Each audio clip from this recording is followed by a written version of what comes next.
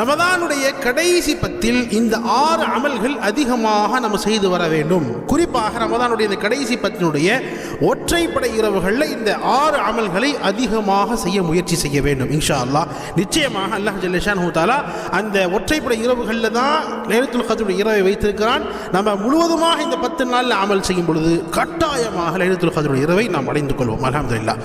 முதலாவது வேளை இஷாவுடைய தொழுகை ஜமாத்தோடு தொழுக முயற்சிக்க வேண்டும். அதே மாதிரி ஃபஜ்ருடைய தொழுகையும் ஜமாத்தோடு தொழுக முயற்சிக்க வேண்டும். ஹதீஸ்ல பதிவாக இருக்கிறது, யார் இஷாவுடைய தொழுகை ஜமாத்தோடு தொழுது அதே மாதிரி ஃபஜ்ருடைய தொழுகை ஜமாத்தோடு தொழுகிறார்களோ முழு இரவு நின்று வணங்கிய நன்மை அல்லாஹ் அவருக்கு கொடுக்கிறான் என்பதாக சொன்னாங்க.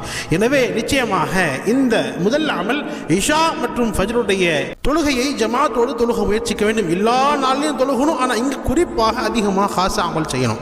இரண்டாவதாக 3வது கலிமா அதிகமாக ஓத வேண்டும். அதே மாதிரி ஸலவாத் ரசூல்